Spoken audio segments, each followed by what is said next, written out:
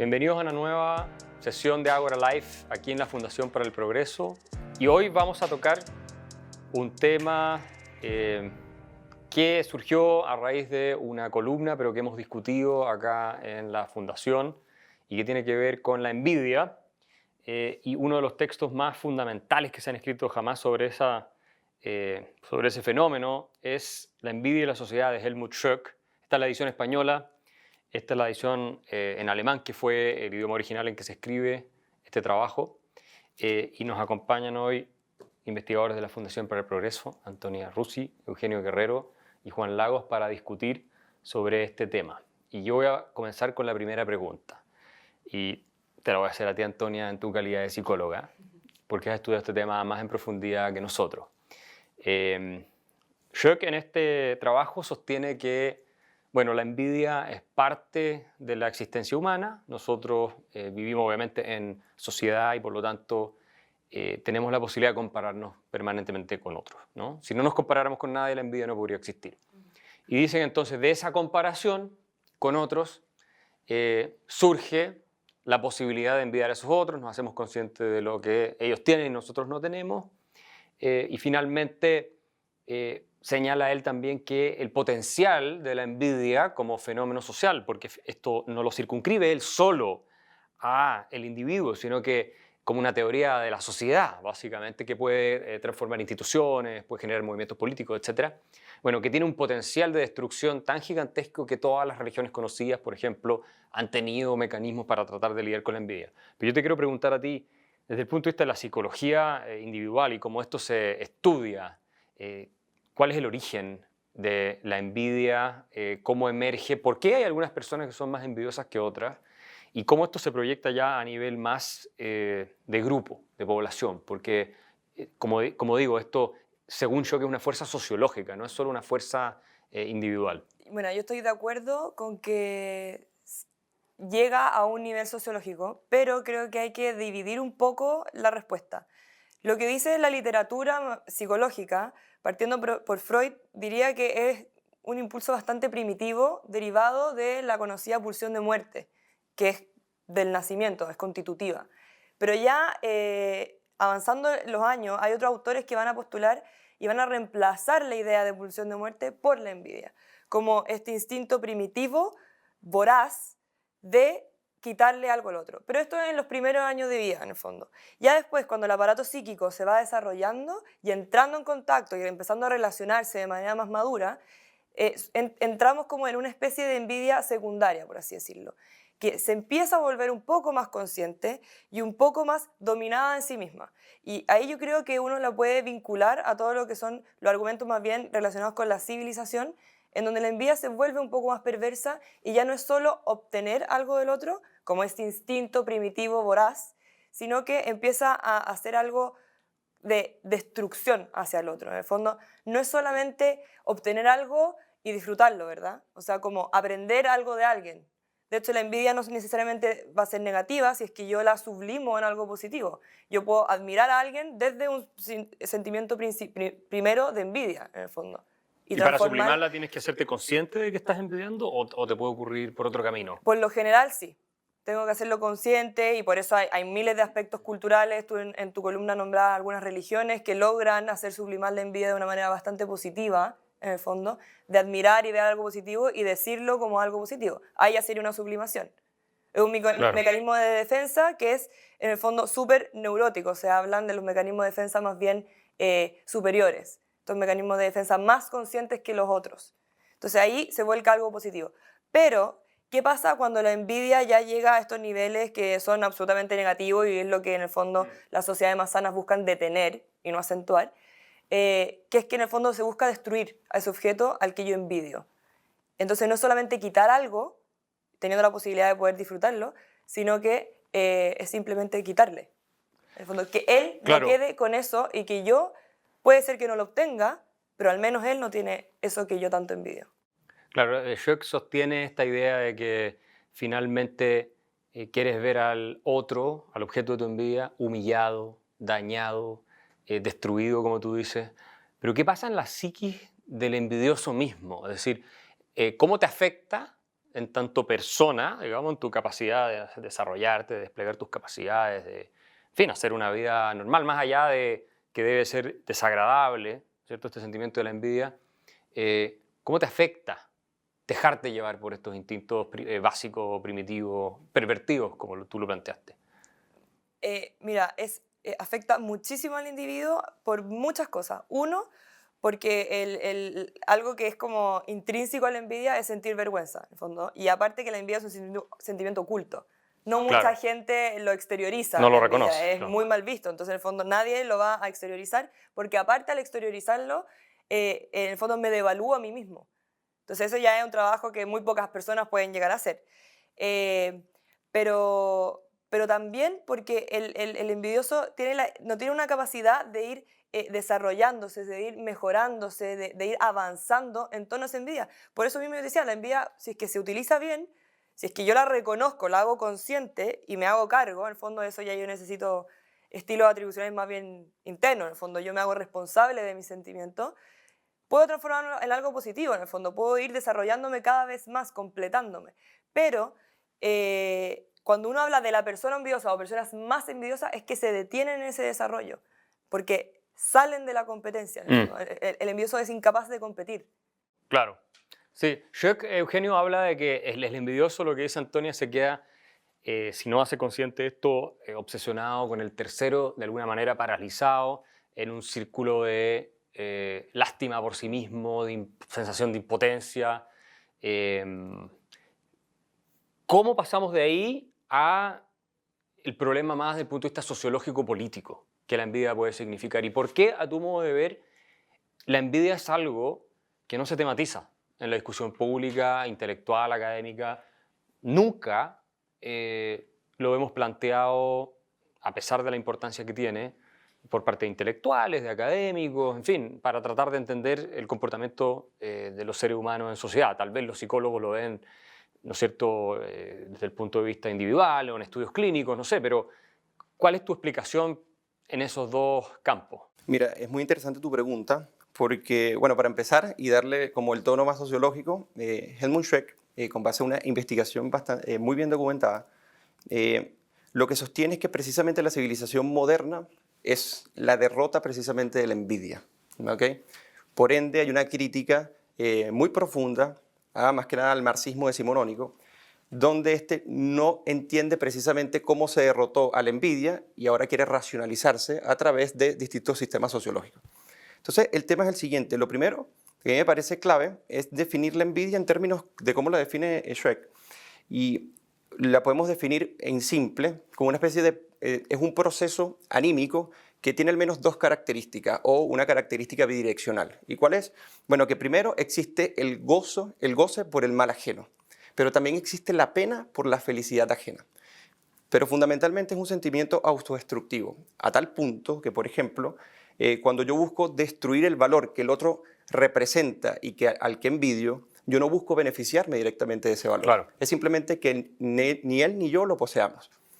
Y para resumir, es como decir, ¿qué importa quedar tuerto yo con verte ciego a ti? Sí, exacto. Entonces, en función de ello, o sea, como para esquematizar un poco más, la envidia es autodestructiva, hay un goce precisamente del mal ajeno o una pena por la felicidad del otro, y esto se va catalizando socialmente primero porque tiene que existir un otro, que es el objeto en este caso de envidia, pero también cuando uno intenta llegar por lo menos al siglo XIX, al siglo XX, cuando empiezan a racionalizarse justificaciones de la envidia, que lo podemos tratar un poco más adelante, Helmut Schreck dirá que hay un problema en que cuando se intenta hacer teoría, con base incluso a sociólogos que han estado resentidos en cierta medida, comienza a verse esto de manera al revés. La culpa es del envidiado y no del envidioso.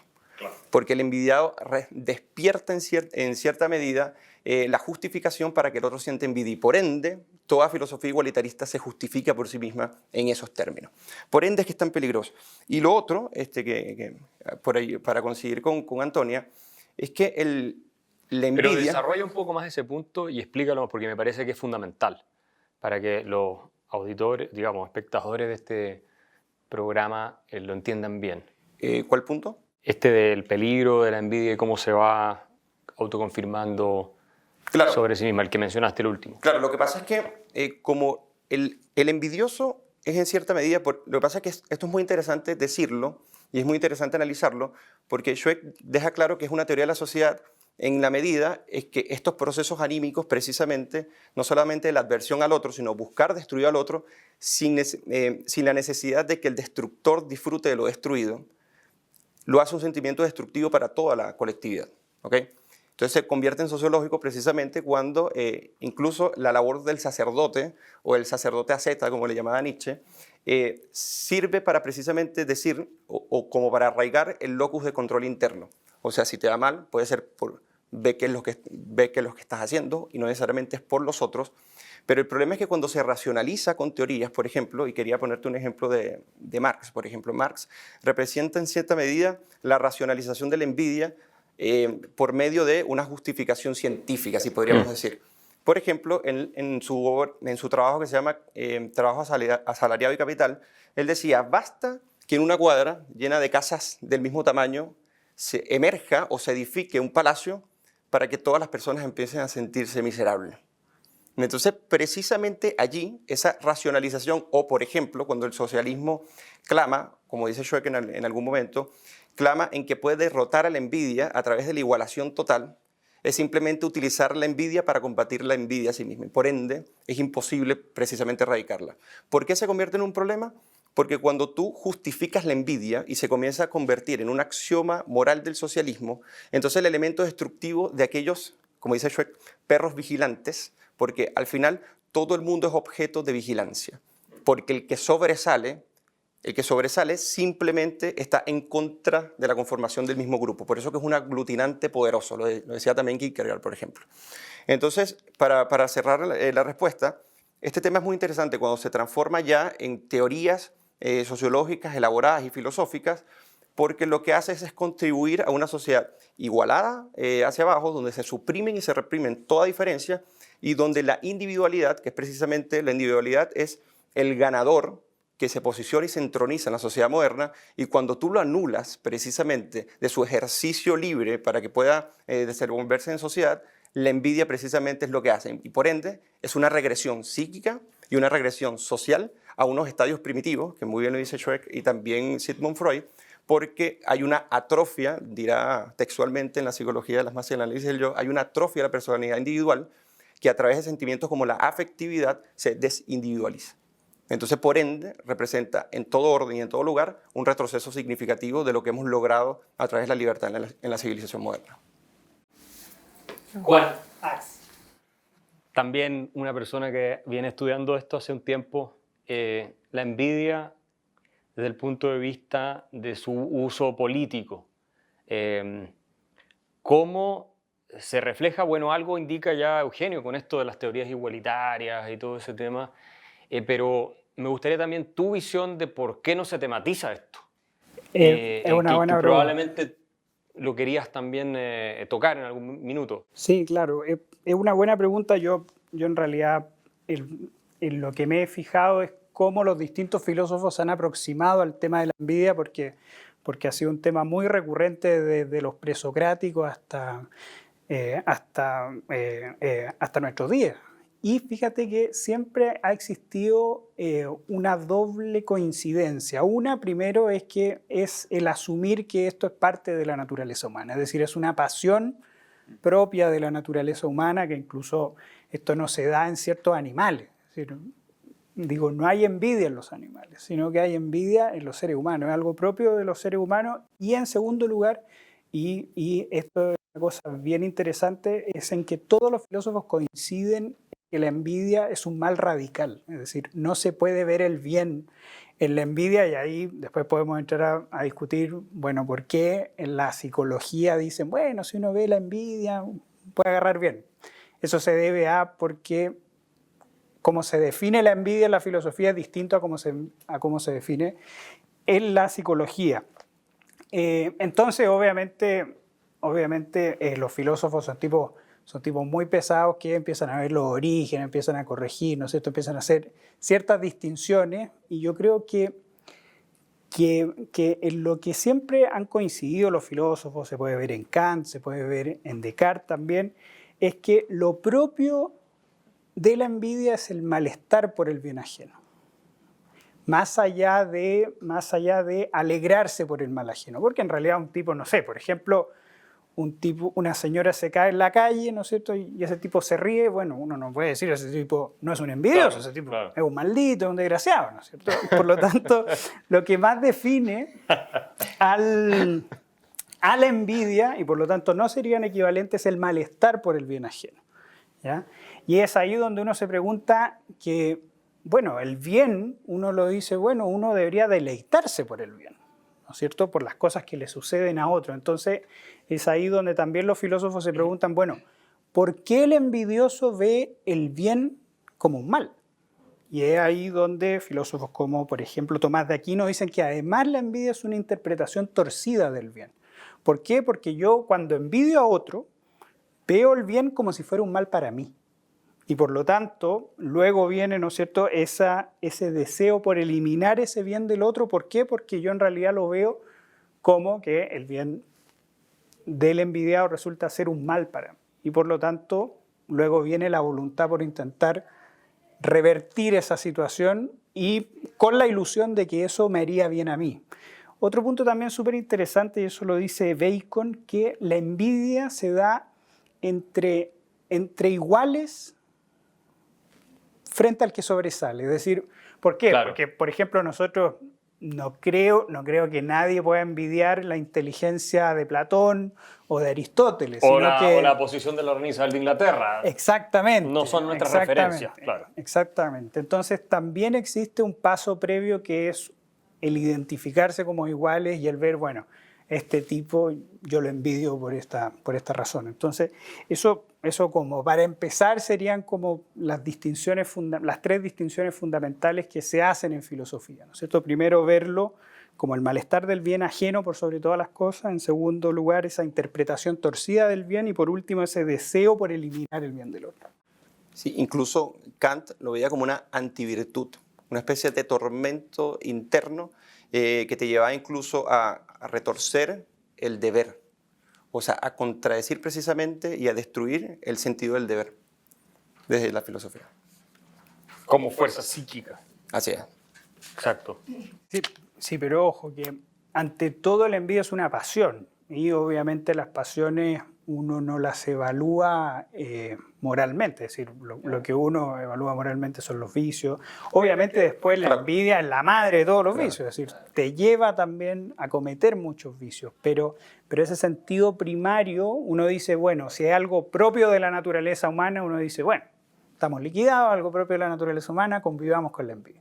Pero el punto es que, dado que es una pasión, a través de la voluntad, ¿no es cierto?, se puede intentar sublimar, se puede domesticar. Y eso resulta ser lo importante, porque algunos podrían decir, bueno, dado que la envidia resulta ser algo propio de todos nosotros, deberíamos, bueno, acostumbrarnos a eso. Por eso, o sea, una cosa es cuando la racionalizas en términos de justificarla, lo que se llama la envidia ahora sería justa indignación, a través de una teoría que la racionalice por un lado, o personas que te dicen, bueno, o filósofos que te dicen, bueno, es un mal radical que no puede ser extirpado precisamente porque es una condición natural, pero sí puede ser atenuado. Precisamente es la tesis de Schweck, o sea, la civilización moderna y su libertad es la derrota tajante de la envidia. ¿Y cómo vamos derrotando la envidia, Antonia, como en sociedad? Antes de eso, que yo me gustaría hacer una precisión porque me parece que no fui muy clara, es que las precisiones que hace la literatura en la psicología en ningún caso dice que la envidia es una pulsión positiva. O sea, siempre dice que es una pulsión o un impulso en primera instancia en el desarrollo humano, o sea, cuando se nace, ya se ve la envidia, que es primitiva pero que es inminentemente destructiva. Siempre será destructiva. El tema es que cuando uno, en el fondo lo que dice la psicología es justamente lo que estaba diciendo Eugenio y Juan, ¿verdad? O sea, es reconocerla como algo que se padece, en el fondo como esta pulsión inevitable, pero que existen herramientas sociales y, de hecho, la civilización misma, en el fondo, ayuda a que esa envidia pueda ser sublimada y transformada en algo positivo. Pero es siempre reconociendo la destructividad propia de la envidia. Y luego ya en el desarrollo humano surge esta envidia secundaria, que es la envidia que estamos hablando ahora, ¿o no? O sea, esta envidia que ya que tiene componentes bastante perversos, porque nace también de una estructura muy narcisista. Eso te iba a preguntar. ¿Por qué no explicas un poco más esa relación entre envidia y narcisismo? Porque da la impresión de que finalmente el objeto de culto del envidioso es el mismo envidioso, digamos. De alguna manera hay una proyección sobre un tercero, obviamente, el objeto que envidio, que es esta persona que tiene tales y tales características, pero en este círculo vicioso de autocompasión, lástima por sí mismo, que de alguna manera tiene, en sentido perverso, una gratificación para la persona que lo está sintiendo, o algo saca de ahí. Sí. ¿Cómo es ese...? En el fondo, más que gratificación, es como que bajara un poco la ansiedad, en el fondo. Este sentimiento desesperante de sentir que el otro tiene algo que yo no. Pero todo lo que tú dijiste, yo creo que se configura dentro de un marco propio del narcisismo. Y yo creo que por ahí también va la respuesta de que hoy en día es tan permitida también y tan extendida también la envidia, en el fondo, porque se ha visto que hay cada vez mayores rasgos, sobre todo en la juventud, de narcisismo. De narcisismo. O sea, es una sociedad que promueve mucho el narcisismo también. ¿Cómo Lo decía podríamos Ricardo Caponi también. aterrizar ese concepto de narcisismo en un desorden de la personalidad que consiste básicamente en arrogarse a sí mismo una importancia obviamente muy superior a la que tienen los demás y, qué sé yo, victimizarse, en fin, esperar la atención de todo el mundo? ¿Cómo lo definirías tú ese narcisismo? ¿Cómo lo aterrizarías en simples términos? Cuando tú ves hoy día y dices, hay más narcisismo que antes, ¿de qué nos estás hablando? O sea, todo el mundo yo creo que lo intuye, ¿eh? De qué estamos hablando, pero más específicamente. Pero no, mira, el narcisismo es bastante complejo, pero básicamente el narcisismo nace desde una carencia. Porque lo que todo el mundo viene a pensar es como este hombre, o por lo general hombre, pero esta persona que se muestra como alguien que no necesita nada más fuera. Pero lo que uno empieza a descubrir ya en la relación es que es todo lo contrario. En el fondo nace desde la llamada herida narcisista. En el fondo hay un dolor en la persona narcisista y que por eso también lo lleva a envidiar. Porque se reconoce a sí mismo como inválido ante la sociedad, ante el mundo, ante la persona que es competencia con él.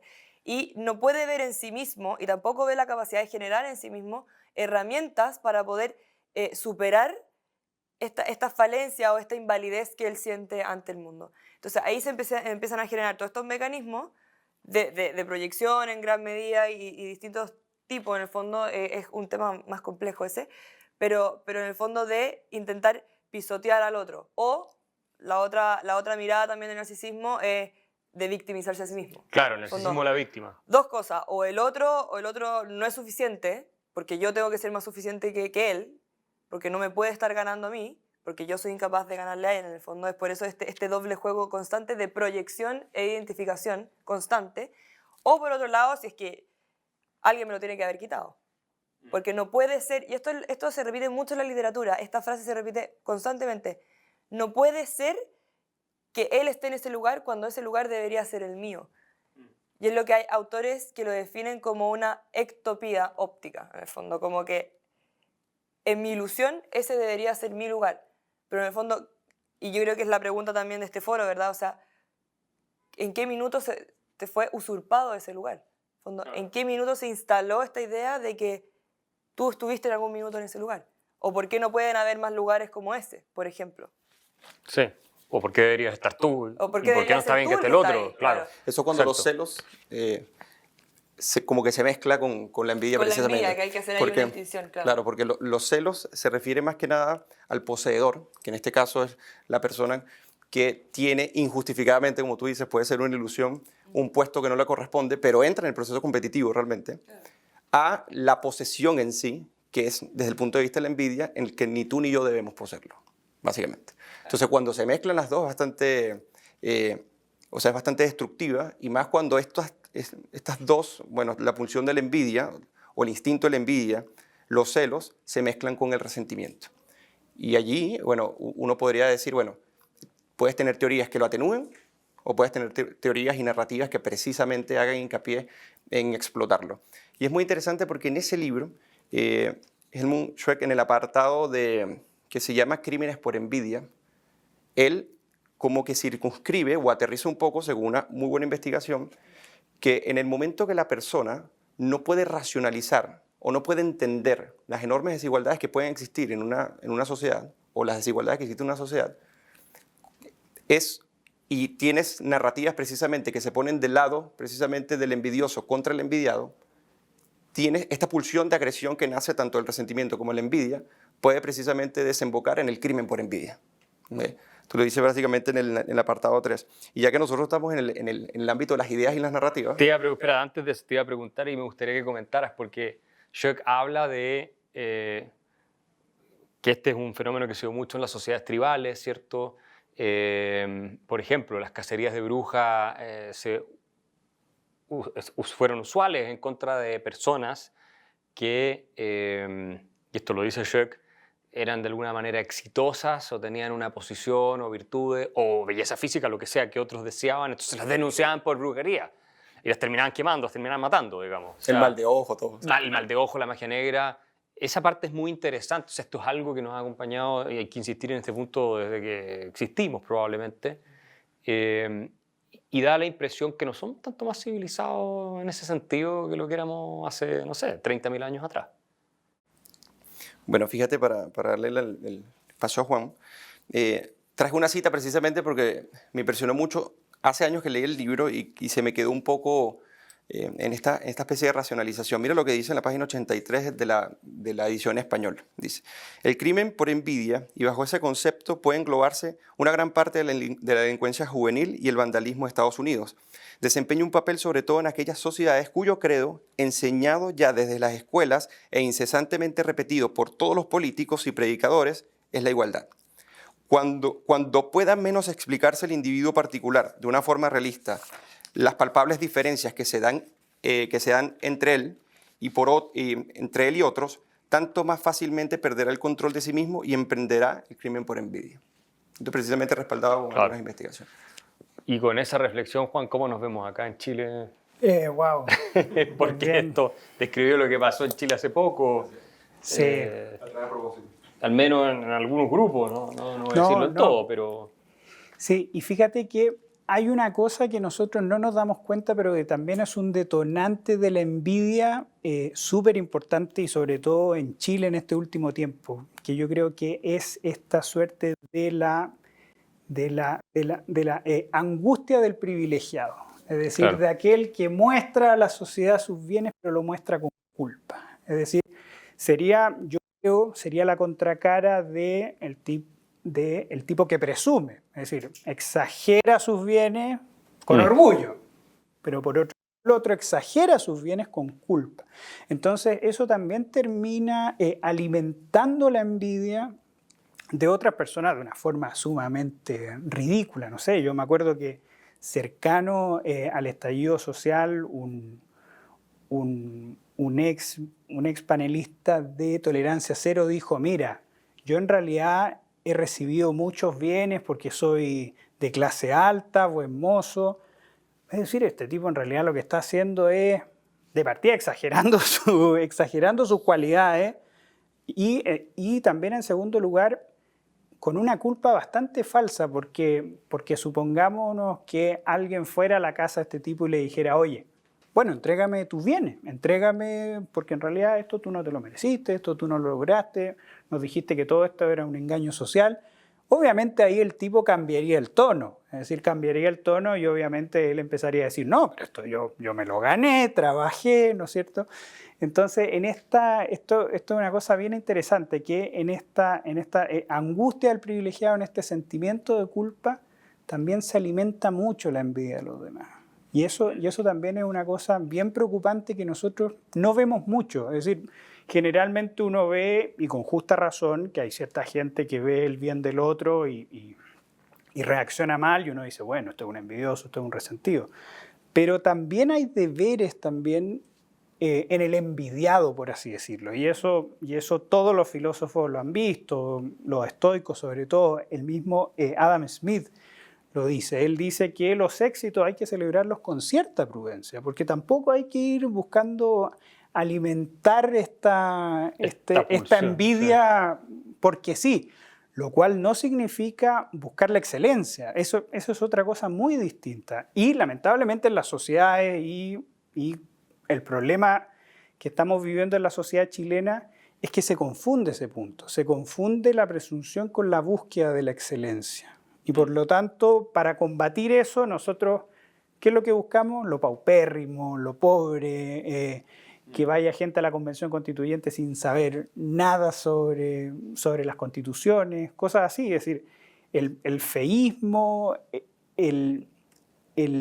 validar cierto grado, digo, de la ignorancia, eso se ve en la rebelión de las masas, como lo vimos en nuestras lecturas internas que tenemos, que después se llaman lecturas políticas, para que lo escuchen en Spotify, ¿no es cierto? Que las masas obviamente terminan validando eso, terminan reivindicando eso y en cierta medida porque confunden la presunción con la búsqueda de la excelencia. Sí, el culto a la vulgaridad. Claro, exactamente. Sí, yo quería, para tomar tu punto, que Schweck lo cita, por ejemplo, a Simone de Beauvoir. Cuando en 1945 Jean Paul Sartre se hace famoso, y ella también, lógicamente, comienzan a tener ingentes cantidades de ingresos. dinero. Entonces ella veía con vergüenza hacerse concesiones de comprarse Comprarse un vestido. Exactamente. Sí, el ejemplo. Y también está el ejemplo ya casi que patológico, y se lo revela un psiquiatra, amigo del psicólogo Paul Turner, por ejemplo, que básicamente quería irse a un viaje a Grecia y pasar por otros países con su familia, pero básicamente necesitaba el beneplácito de los obreros al que conocía, porque se sentía mal en darse esos lujos. O sea, que una cosa es lo que tú dices, o sea, hacerlo con prudencia, y otra cosa es negarte a ti mismo porque existe pobreza en otros países, y eso se comienza a dar. Hay muchos otros casos, pero lo más impresionante son estos dos en ese libro, ¿no? Y lo otro es que, era eso lo que quería Sí, claro, aportar. y lo más chistoso es que es sumamente inoficioso. ¿Por qué? Porque el que yo no vaya a Grecia, eso no genera ningún bienestar No mejora nadie, en claro. las otras personas. Es decir, en el hambre en África es lo mismo como también, por ejemplo, yo soy un tipo viejo, entonces yo pasé por la revolución de los pingüinos y por la revolución... la Revolución Francesa. Y por la, no también. Y por la revolución del 2011, y había mucho, yo me acuerdo que en esa época habían ciertas celebraciones y muchos decían, no, nosotros no deberíamos celebrar porque hay gente que no se puede pagar su educación. Y es ahí donde uno decía, bueno, pero eso le paga algo, es decir, genera una beca el no hacer esta fiesta, compadre, el no celebrar, el no reír. Entonces, sumamente inoficioso este falso sentimiento, ¿no es cierto?, que es una falsa culpabilidad, porque siempre hay que llevar esto al extremo y decirle a estos tipos, bueno, si de verdad Entrégalo. no es cierto, entrégalo. Entrega tu privilegio. Entrega Claro. tu privilegio. Renuncia a ello. Esta relación entre culpa y envidia, yo siempre he pensado que obviamente son mutuas, y de hecho Schweck lo menciona. Finalmente, de alguna manera, el que muestra culpa por su posición de privilegio está intentando hasta cierto punto aplacar la envidia, ¿no es cierto? Sí, en realidad tenemos mucho, ¿no? Hay que pensar en los que no tienen, para pasar a ser más socialmente aceptado en un contexto, en un clima de opinión en el cual está mal visto tener, digamos, ciertas ventajas o ciertas posiciones, pero no termina pasando lo contrario, no termina siendo una validación completa del diagnóstico, y además farsante, porque Absolutamente. esta Eso gente es lo no es peor. que diga, no, aquí está, renuncio, digamos, me voy a vivir a Nepal o no sé dónde y les entrego mi riqueza. No, es una cosa que a mí me da la impresión, Antonia, no sé si es así, pero que es como, no solamente soy superior desde el punto de vista socioeconómico, como se lo estoy declarando, además les quiero quitar la superioridad moral y los voy a despreciar en la medida en que les muestro, como los que se flagelaban ciertos siglos atrás para demostrar que eran moralmente más puros, en público lo hacían, ¿cierto? Y pasaban por medio de la plaza pública haciéndoles que ustedes son pecadores, nosotros no, porque nos flagelamos, somos Bueno, ahora las superiores. protestas en Estados Unidos también. Blancos que también se arrodillaban y pedían perdón. Y le lavaban los pies a Claro. gente afroamericana. Bueno, es que depende. Si la culpa es real, yo creo que también es natural que haya alguien que se sienta mal, en el fondo, por ver a alguien que tiene menos que él mismo. En el fondo es propio de la empatía, ¿verdad? Pero ya cuando es esta culpa artificial, que se trata de demostrar además, porque yo creo que todos lo vimos, ¿verdad? O sea, hace 2 años lo vimos de que había que subirlo a Instagram. En el fondo, lo mal que Claro. yo me sentía por lo que estaba pasando. O en las mismas protestas de Estados Unidos, donde yo tenía que subir la foto negra del cuadrado negro, ¿Por qué subirlo? Porque, De yo, Black Lives porque Matter, yo sí. necesito que otra persona vea que yo me siento mal por algo. Virtue signaling, así O lo sea, llaman los es americanos. es lo mismo que mostrar cuando yo estoy donando plata para alguna causa benéfica, en el fondo.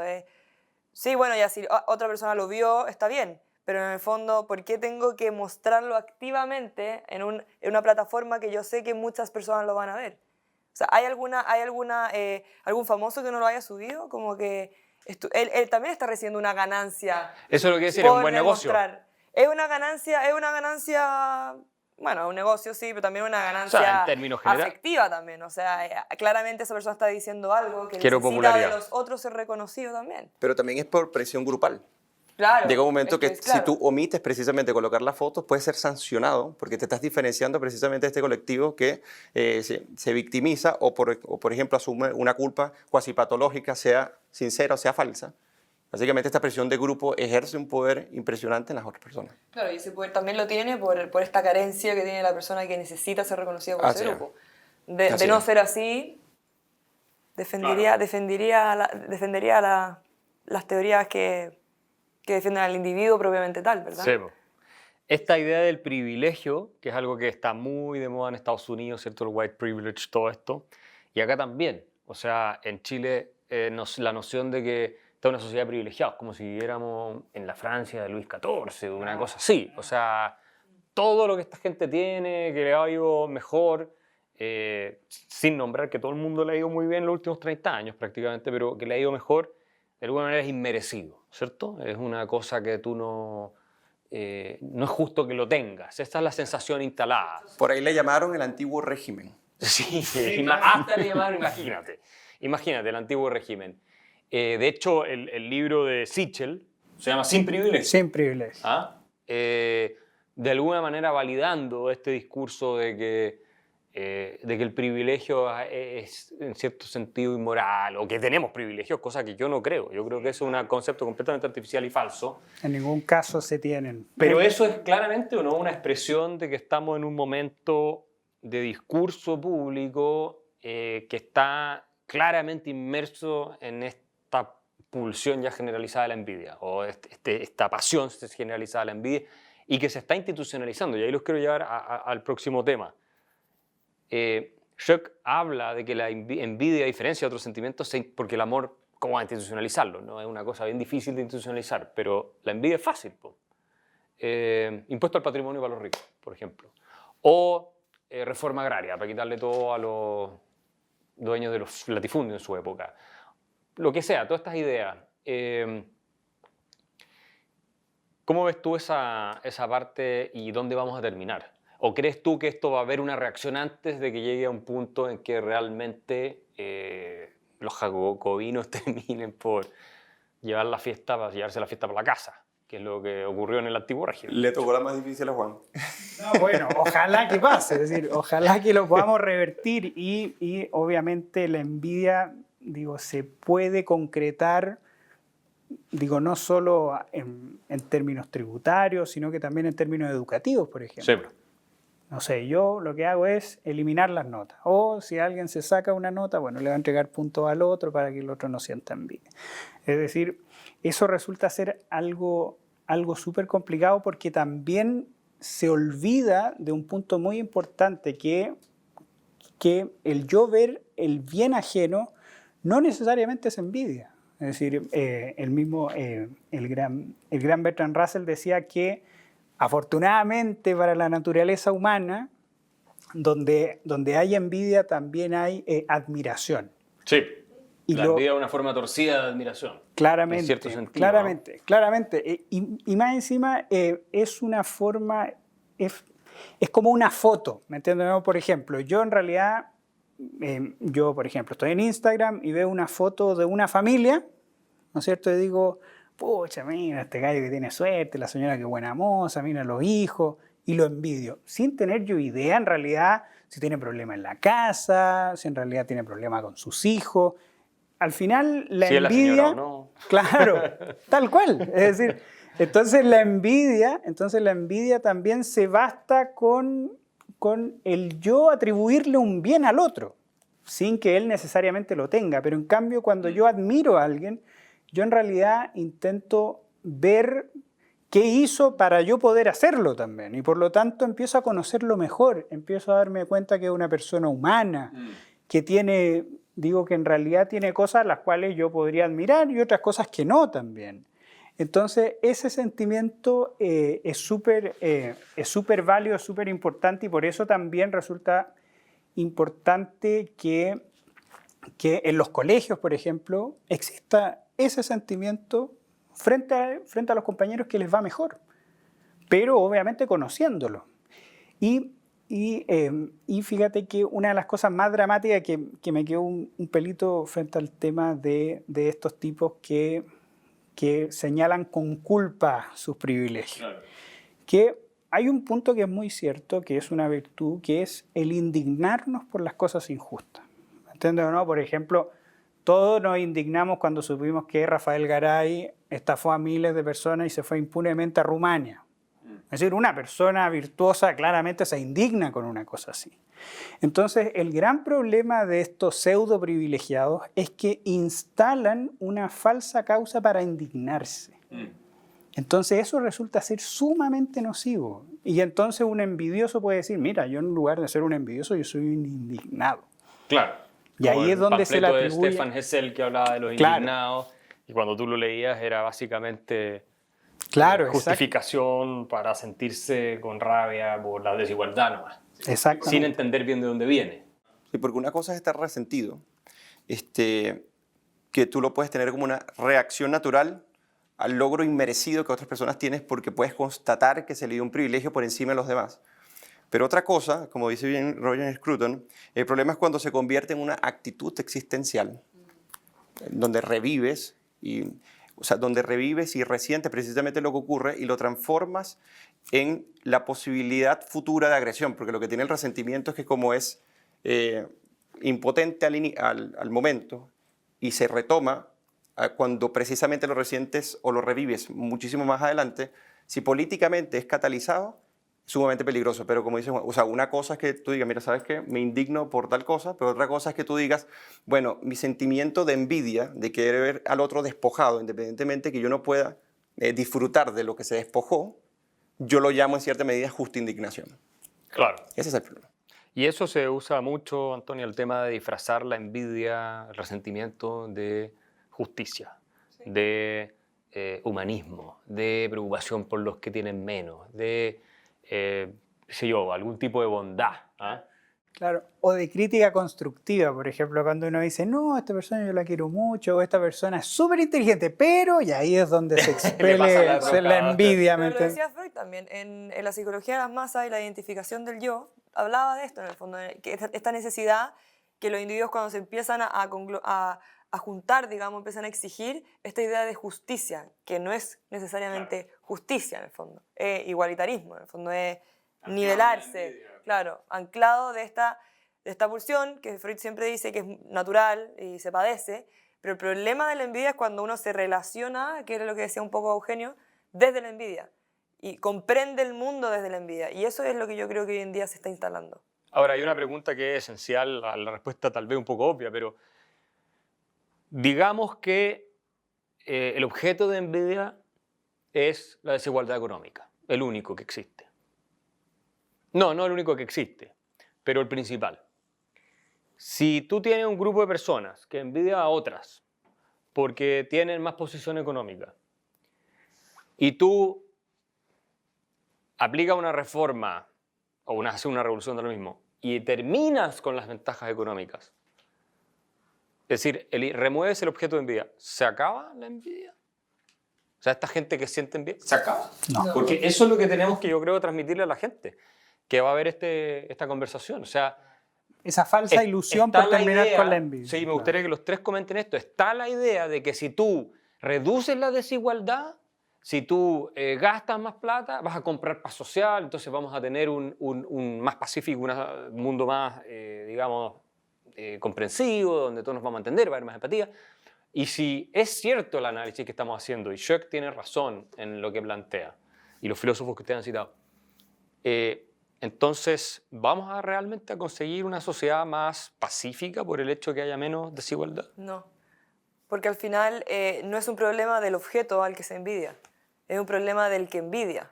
En el fondo, esta voracidad, en el fondo, insaciable de destruir al otro y de obtener de otro lo que él no puede conseguir dentro de sí.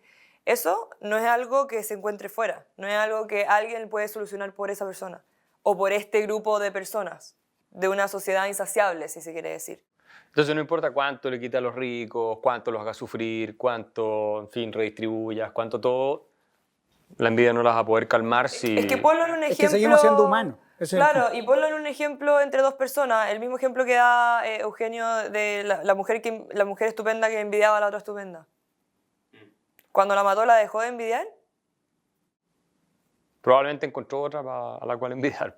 No, seguramente seguía envidiando a la misma. Las otras se salvaron, precisamente porque la Claro, detuvieron. hay estudios también, es como la idea de no sé, hay estudios clínicos, casos clínicos que me han tocado leer, no sé si son ciertos o no, pero a modo de ejemplo explican en el fondo cuando, no sé, la mujer envidia, por ejemplo, al amante descubierta del marido, por ejemplo.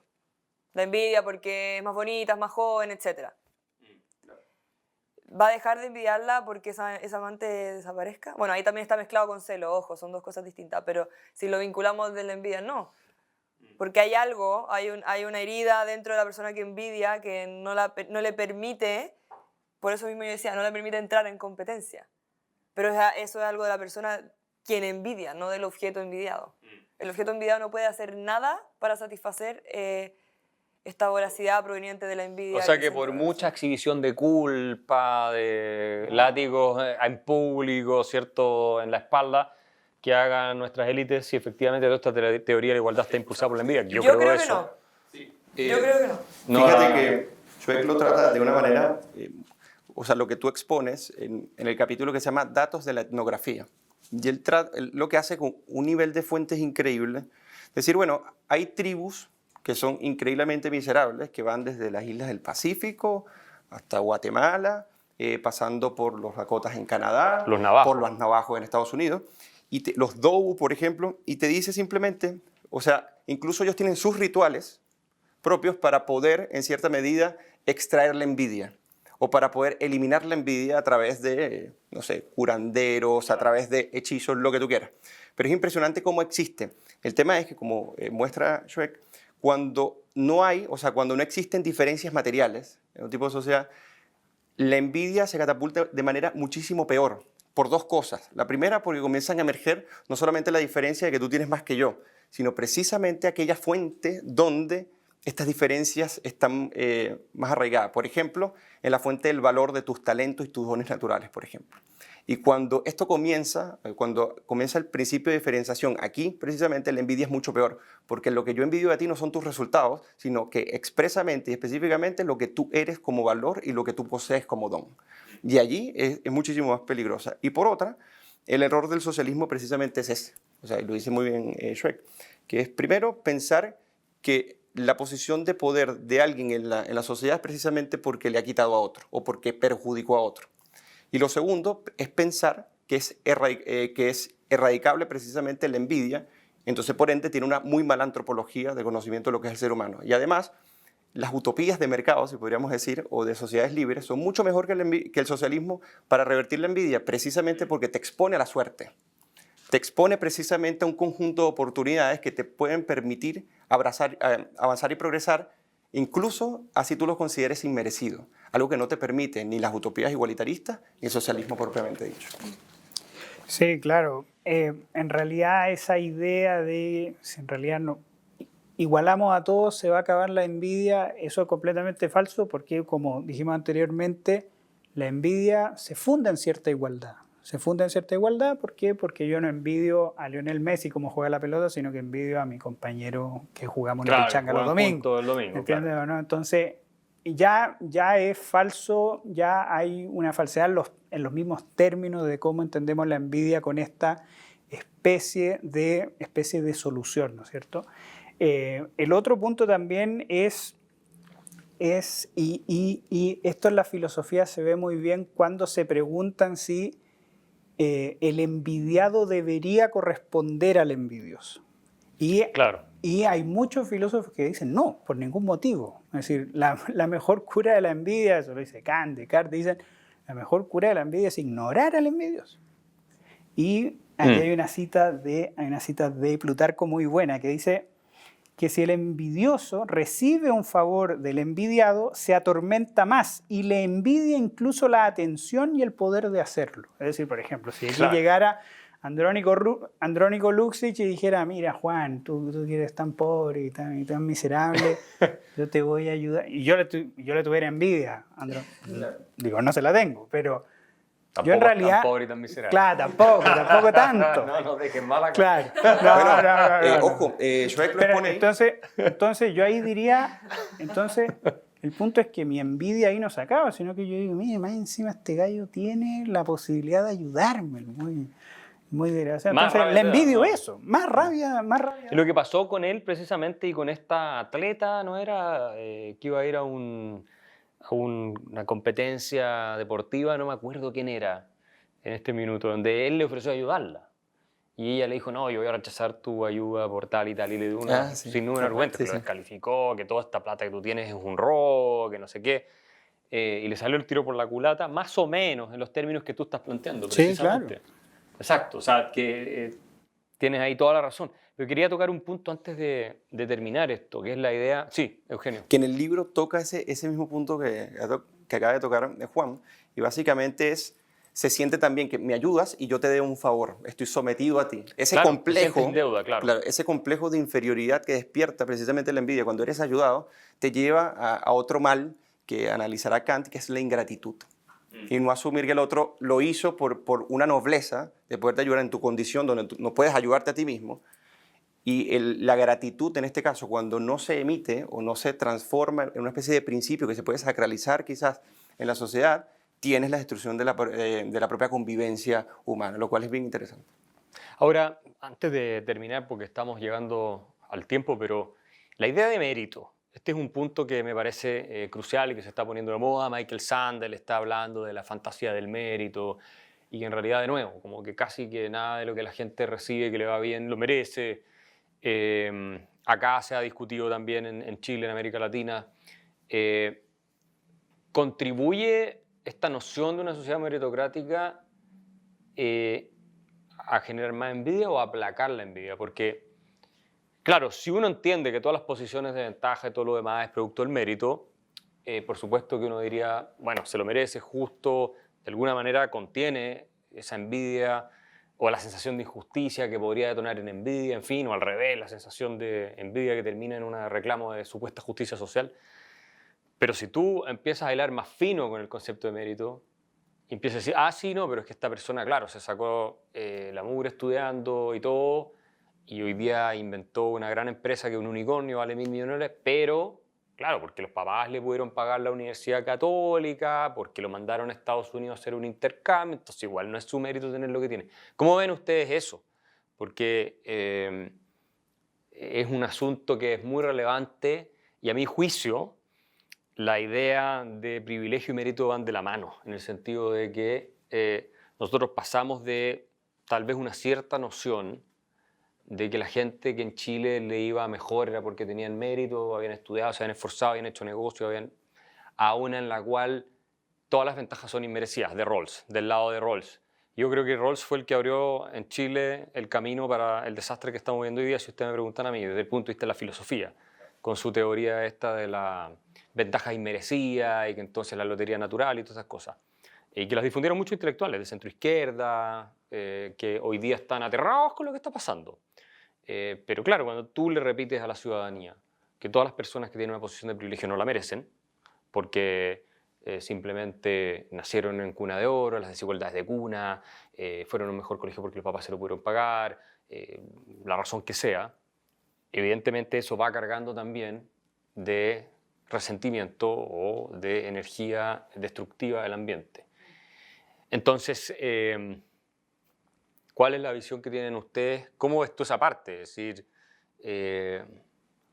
porque la envidia, ¿qué tan relacionada está con una sensación de injusticia?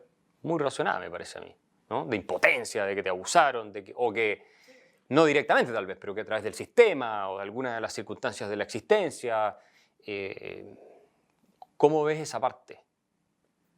O sea, ver la injusticia y verse afectado por la injusticia, yo creo que sigue siendo natural. El problema es cuando tenemos una sociedad que invalida el mérito. Ahí a mí me parece atemorizante porque va a terminar por sofocando el desarrollo y la búsqueda de excelencia. Porque en el fondo el mérito es lo que lleva al individuo a seguir mejorándose, desarrollándose. Y eso yo creo también que hay que también hablar un poco también de la competencia. Y esa es la sanidad también en gran medida de la competencia, ¿verdad? La comparación yo creo que... ¿Por qué la competencia es buena? Eso profundízalo un poco, ¿Por qué desde la el punto de vista competencia? del individuo, psicológicamente. O sea, ¿por Y qué? vinculado al tema de la envidia, porque la competencia necesita un reconocimiento, en primer lugar, del otro, como en el fondo una persona total, una persona que tiene aspectos positivos y una persona que tiene aspectos negativos, y también reconocerme a mí como, primero, alguien distinto a él, pero que también tiene habilidades y también tiene falencias. Y eso ya es el punto de partida para una persona poder desarrollarse y dirigirse hacia la excelencia. O sea, ni una persona puede llegar a la excelencia si es que uno no reconoce que tiene algunos aspectos positivos, de los cuales hacerse para poder alcanzar su objetivo, pero tampoco va a llegar si es que no se da cuenta de los aspectos negativos que pueden llegar a retrasarlo. Pero en el fondo también esa gran parte de la sanidad también de la competencia, porque va alimentando a los individuos a ir mejorándose, no necesariamente a reemplazar al otro. A superarlo en lo que sea. A superarlo. Por ejemplo, en el deporte, tú eres un tenista, tú quieres ganar los partidos y probablemente la competencia de hecho es más bien una cuestión sana porque tú admiras a Djokovic o a Nadal. Tú no eres alguien, si está empezando en el tenis y quieres llegar ahí, probablemente no lo vas a detestar, no lo vas a envidiar. Lo que decíamos antes, la inspiración, o sea, la admiración también. Claro. La inspiración también, en el fondo. Pero yo tampoco, o sea, sí, yo puedo admirar a una persona muy superior a mí, por supuesto que sí, como un objeto que está a lo lejos y yo me voy alimentando día a día para llegar a hacer algo parecido a ese objeto, ¿verdad? Pero también es mucho más sano porque yo veo cambios reales cuando tengo una persona que admiro a mi mismo nivel. Pero eso también, en el fondo, se va alimentando en base a una competencia, porque hay veces que yo no he podido ganar, hay veces que yo no he podido superar esas cualidades que para esa persona en ese minuto fueron más relevantes que las que yo tenía en otro minuto. Entonces, eso yo también es algo que, y bueno, también se le ha quitado un poco el mérito al tema de la competencia, ¿verdad? Competir hoy en día también está mal. Sí, es como inmoral, es como... O sea, hasta en los colegios hemos escuchado testimonios que hay colegios que las escuelitas de fútbol ya no quieren que haya puntaje, en el fondo, que no se cuenten los puntos de los goles. Imagínate, lo absurdo. Qué estupidez. Así se están educando los niños. Con lo cual debilita a los niños. Débiles. Los debilita, los totalmente. Debilita y los invalida y al final es un círculo vicioso para la envidia el día de mañana, porque de que van a tener que ir a entrar a competir con alguien el día de mañana, van a tener que hacerlo. Sí o sí, claro. Y un niño que pierde en el fútbol, porque hay distintas cosas, en el fondo, no sé, uno piensa en la mamá desesperada que el niño no logra jugar bien fútbol. Pero si es que ese niño nunca se dio cuenta de que no era tan bueno para el fútbol, por ejemplo, nunca se va a dar cuenta para lo que sí es bueno tampoco. Y si no se compara con sus pares, tampoco va a ser de encontrar sus habilidades, en las que él sí va a ser superior. Entonces, no sé, la realidad es algo que es muy complejo, que tiene múltiples matices, sobre todo en psicología. Entonces, yo creo que estas teorías que intentan escindir la realidad en dos polos, simplificarla, reducirla a dos polos, son muy dañinas porque sofocan la idea de comunidad, de sociedad, de relaciones humanas. Y ahí yo creo que eso es lo complejo. Finalmente, más que contribuir a la cohesión, terminan llevando a la desintegración. Claro, es todo lo contrario. Todo lo contrario, claro. A pesar de lo que declaran. Y esa parte del mérito, Eugenio, y John Rawls, que es tan filósofo importante, tal vez el más importante del siglo XX, por lo menos en la segunda mitad en adelante, ¿cómo la ves tú? Porque no es fácil compatibilizar el supuesto ideal meritocrático, la Declaración de Independencia de Estados Unidos, ¿cierto?, con esta idea de que, no, pero es que entonces, porque empiezan a darle una reinterpretación al mérito, pero es que entonces, lo que yo decía, si tu papá te pagó la universidad o te mandó a un buen colegio o naciste en un país más avanzado, no es tu mérito. Entonces, Steve Jobs, lo que dijo Obama, todas estas cosas es porque casi que el Estado les puso todo para que lo puedan hacer, no es mérito de ellos. Bill Gates, Steve Jobs, todo eso. Entonces, ¿cómo cuadramos el círculo? Sí, mira, el gran problema de Rawls, por ejemplo, a mi juicio, está en ese famoso segundo capítulo, el apartado 17, cuando habla del principio de diferencia y compensación, ¿no? Y bueno, que en esto fue muy crítico Hayek. Y crítico ¿por qué? Porque, o sea, yo sí considero que Rawls, en cierto sentido, si tú ves como la big picture, es un liberal, ¿no? El marco Sí. teórico se puede prestar para un liberalismo Sí. clásico. El problema está en que cuando va a los principios de justicia, específicamente el segundo, básicamente él dice, bueno, una sociedad estructurada constitucional e institucionalmente debería promover que los que tienen o los que están más privilegiados, ya sean por sus talentos naturales o por cualquier otra situación, progresen o sigan en esa misma senda en la medida y solo si terminan beneficiando a los que están debajo. El gran problema de esto es que yo no veo una intencionalidad precisamente de planificar todo para que estos costes de oportunidad y estas acciones nos permitieran para que los que están más arriba sigan avanzando, no en detrimento, sino mientras los otros no avancen. Tiene una especie de orden teleológico y a mi juicio es que Rawls no entendía el complejo funcionamiento del mercado.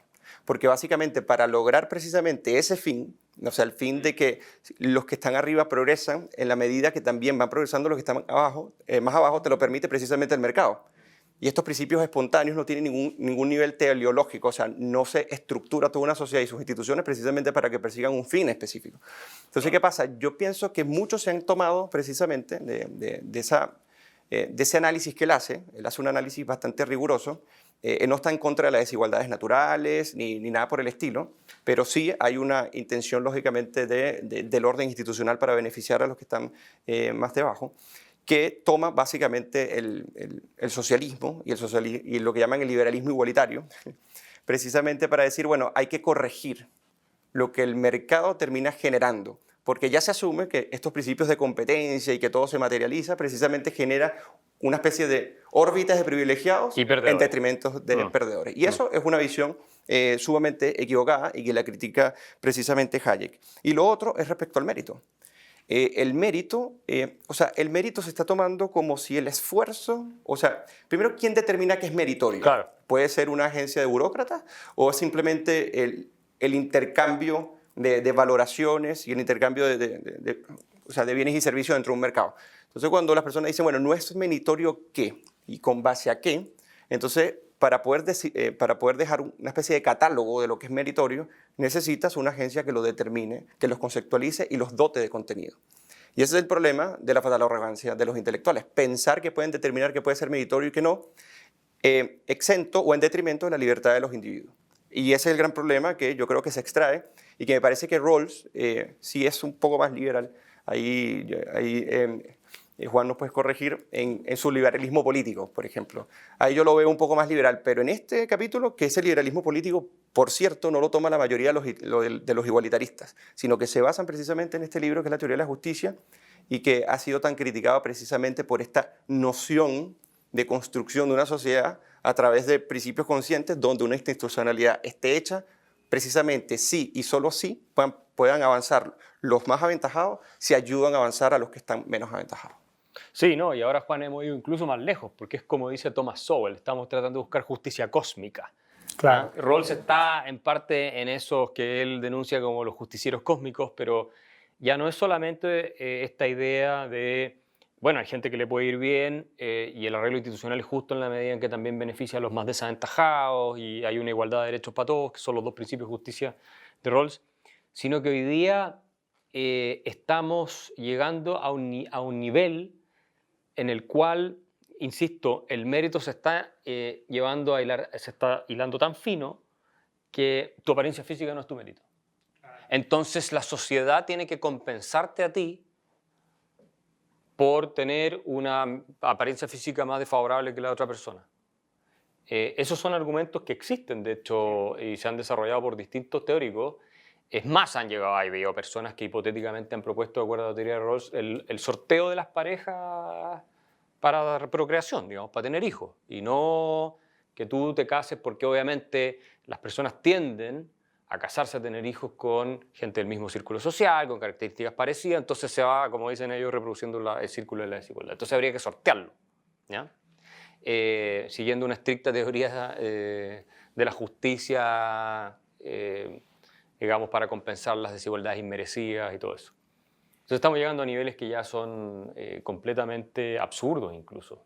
Sí, claro. A mí lo que me sucede con Rawls y sobre todo con el segundo principio de la justicia es que también hay una pretensión, ¿no es cierto?, en él de que eso excluiría la envidia justificada. Claro. ¿No es cierto? Él lo dice, de hecho, sí, textual. Exactamente. En su Y eso es un error. Hay un artículo muy bueno que se lo recomiendo a los auditores, se llama Diferencias sociales, justicia y envidia, de Óscar Lucas González Castán, que está en Isegoría, y donde él dice, mira, el fenómeno de la envidia es mucho más complejo que esta búsqueda, ¿no es cierto?, de Rawls. Pero fíjate que yo creo que el gran problema, ¿no es cierto?, cuando entramos como a la genealogía del éxito, ¿no es cierto?, porque al final Hayek también está en contra de esta idea meritocrática, ¿no es cierto?, esta promesa meritocrática, porque él dice, mire, lo importante es el éxito. El éxito puede venir por suerte, por esfuerzo, por libertad, por un montón de cosas, ¿no es cierto? Y ahí se basa mucho en los estoicos, ¿no es cierto? Al decir, mira, la vida es compleja. Digo, la vida es compleja y fíjate que el punto central de ahí es que la excelencia tiene un valor en sí mismo. Porque ninguno de nosotros, que hemos hablado mucho sobre Helmut Schmidt, no hemos preguntado si fue hijo de alguien, si fue... En realidad nos da lo mismo, sino que valoramos el libro en sí. Entonces, el punto central es ese, el saber valorar las cosas por su excelencia, independiente de que haya sido hijo de alguien o si fue a tal colegio o fue a tal otro. Empezar a valorar las cosas y no ver... Por su valor intrínseco, digamos. Exactamente, y no ver este sustrato de la envidia. Entonces, lamentablemente, estas sociedades igualitarias, no sé, por ejemplo...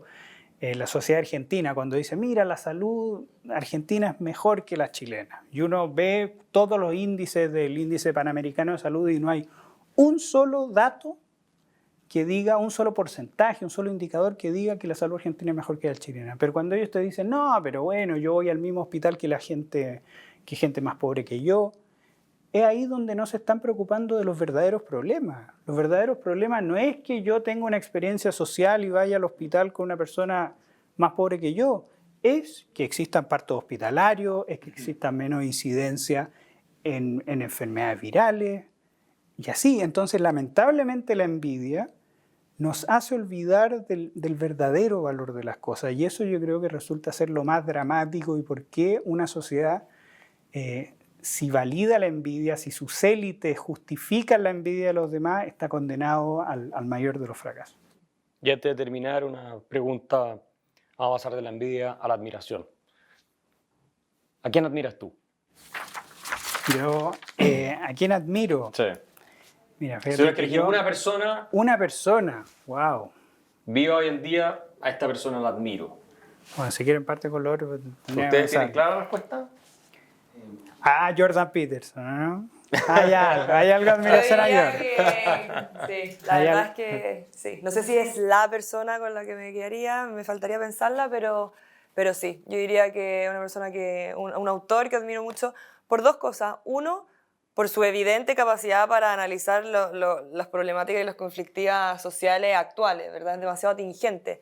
Pero también para su capacidad de vincularlo con las cosas más bien individuales propias de la clínica, que es un trabajo que a mi parecer es muy noble porque es muy complejo, requiere de demasiada entrega y de conocimientos intelectuales que a mi parecer son completísimos. A mí lo que me cuesta es poder decidirme, pero por lo menos dos personas se me vienen a la mente. Bueno, el primero es Daron Acemoglu. Me parece que ha hecho un trabajo extraordinario desde el ámbito de la economía y la historia económica. Ese sería el primero. Y el segundo sería Michael Huemer, un filósofo bastante elaborado que ha expuesto realmente los problemas de la autoridad política en su gran obra. Y me parecen gente que es bastante admirable. Y si me preguntas si conozco, en orden de lo que comentaba Juan, yo no conozco su origen social, ni si fueron privilegiados ni nada, sino que su aporte en sí mismo genera un valor. No, y lo más importante, y yo siempre recomiendo mucho a la gente que se quiere meter como en este tema intelectual, leer muchas biografías, porque uno ahí se da cuenta de que estas personas son humanas, que tuvieron problemas, que lo echaron de la U, por ejemplo, no sé, Juan Bautista Alberdi entró al Colegio Mayor de Buenos Aires y lo echaron al primer año y después volvió. Entonces ahí es donde uno admira todavía más a estas personas, porque se dan cuenta que son personas de carne y hueso. Y para aportar algo que dijiste me pareció muy, muy importante, que, o sea, que se pierde el valor de las cosas precisamente porque el envidioso, con tal de que no existe ese valor, porque tú no lo posees, ya sea intrínsecamente o ganado a través del esfuerzo, desaparezca. Entonces, una sociedad donde la capacidad de agencia del individuo pueda obtener una recompensa por su esfuerzo, valorada y admirada por los otros, cuando no existe, entonces esa sociedad está destinada totalmente a fracaso. ¿A quién admiro yo? Yo, pensándolo bien, y vivo, tiene que estar vivo, ¿no es cierto? Sí. Bueno, está medio vivo, pero no, ya está para el otro lado ya. No, yo admiro a un filósofo del derecho, se llama John Finnis, que es profesor de Oxford. Lo admiro, además porque es un tipo muy sencillo, muy cordial, me tocó, hasta tengo una foto con él, pero además por su capacidad de hacer escuela, es decir, en un ambiente tan adverso como Oxford, el tener esa capacidad, es profesor de Oxford por si acaso, el tener esa capacidad de generar discípulos, de hacer escuela, de formar mucha gente, es una cosa que a mí me causa una admiración total, y cada vez que leo algún artículo de John Finnis o algún libro de John Finnis digo, escucha el gallo, un grande. Claro. Bueno, yo admiro a Roger Federer, tengo que decirle. Estoy tratando de aprender a jugar Pero tenis. qué intelectual. Pero cuando me ganan los peloteros, en realidad lo envidio. Tengo que ser franco, le deseo el mal. Porque las humillaciones que tengo que tolerar son demasiado grandes. Pero un intelectual, Axel. Sí, un intelectual. Yo te diría que a Thomas Sowell. Thomas Sowell, sí, lo admiro mucho porque él representa lo mejor no solo del intelecto liberal, sino del espíritu liberal. Claro, una persona afroamericana que sale del Bronx, de una situación de pobreza importante, que estudia economía en Harvard, que era comunista y finalmente en el derrotero de su vida hace un doctorado en economía en Chicago y termina siendo, yo creo, uno de los intelectuales liberales más completos, versátiles que hay y que ha habido en los últimos 50 años, yo creo. Y bueno, superando todo eso y teniendo siempre un espíritu muy optimista, positivo y jamás jugando la carta de la victimización. Y es más, siendo muy honesto y asumiendo costos altísimos, porque él es uno de los que, por ejemplo, dice, no, es si los problemas de los afroamericanos en Estados Unidos, siendo él afroamericano, no tienen nada que ver con el racismo sistémico, esas cosas son estupideces, son problemas de ellos, es que ellos no asumen ciertos cambios en sus patrones culturales de comportamiento, el estado benefactor que los ha arruinado con incentivos espantosos, ese tipo de cosas, y con los estudios para respaldarlo, por supuesto, o sea, no es que esto, y además ha hecho contribuciones desde la historia de las ideas hasta economía, políticas públicas, o sea, es un genio, yo lo encuentro... Con mucho humor. Sí, y muy buen humor. Sí, a mí yo de verdad no era, ahora que lo dice, no es John Finnis, sino que se llama Federico Jiménez Los Santos, que es un periodista español con un humor, con un análisis, yo lo escucho todos los días, lo leo cada vez que saco una columna y... No, si hay una persona intelectual que admira Federico Jiménez. Me voy a permitir lo que hizo Juan y voy a cambiar a Aarón Acemoglu por Neil Ferguson. Ahí sí. Bueno, sí, Neil también es un personaje muy, muy admirable que ha logrado grandes cosas, pero mi favorito sigue siendo Thomas Sowell. ¿Tú no quieres cambiar? ¿Te quedas con...? ¿Vivo? No, vivo no. No, la verdad es que me quedo con Jordan. Sí, buenísimo también. Bueno, esa ha sido la conversación de hoy acá en el Ágora con Fundación para el Progreso. Le agradecemos, por supuesto, a nuestros investigadores Eugenio, Antonio y Juan. Fascinante, se ve que se sumergieron profundamente en este tema de la envidia y vamos a seguir tematizándolo hacia el futuro porque esto obviamente es relevante y nadie más lo está haciendo. Así que nos veremos en un próximo Ágora de la Fundación.